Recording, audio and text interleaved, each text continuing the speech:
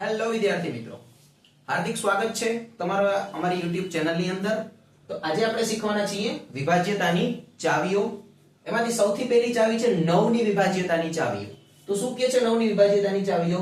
જો કોઈ સંખ્યાના સરવાળાને 9 વડે નિશેષ ભાગી શકાય તો તે સંખ્યાને 9 વડે નિશેષ ભાગી શકાય, આવી શરત છે। શું કીધું ફરીથી એક વખત?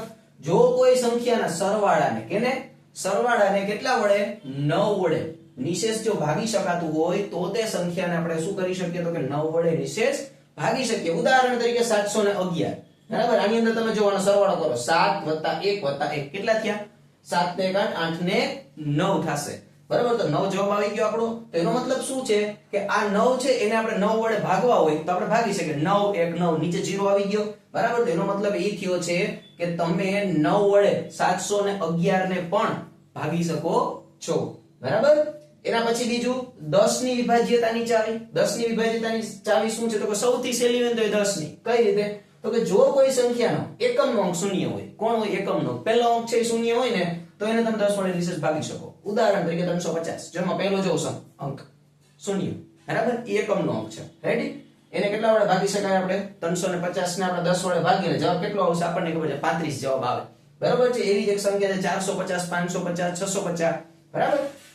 એના પછી 11 ની વિભાજ્યતાની ચાવી। તો કે જો કોઈ સંખ્યાનો 11 વડે સરળતાથી ભાગ થઈ શકતો હોય તો તે સંખ્યાને 11 વડે નિશેષ ભાગી શકાય છે। ઉદાહરણ તરીકે 55 ને તમે 11 વડે નિશેષ ભાગી શકો। કઈ રીતે? 11 × 5 55, નીચે 0 0 આવી જશે, બરાબર? ફરીથી એક વખત 9 ની વિભાજ્યતાની ચાવી શું કહે છે? તો કે જો કોઈ સંખ્યાના સરવાળાને તમે 9 વડે નિશેષ ભાગી શકો છો તો એ સંખ્યાને તમે 9 વડે નિશેષ ભાગી શકો, આવી શરત છે। ઉદાહરણ તરીકે 711, બરાબર? તો 7 + 1 + 1 મતલબ અહીં કરવાનું શું છે? તમને જે પણ સંખ્યા આપી હોય ને પહેલા શું કરી લેવાનું? સરવાળો કરી લેવાનો બધી સંખ્યાનો, બરાબર? અલગ અલગ કરીને જો ટોટલ 9 આવતો હોય એનો સરવાળો, બરાબર?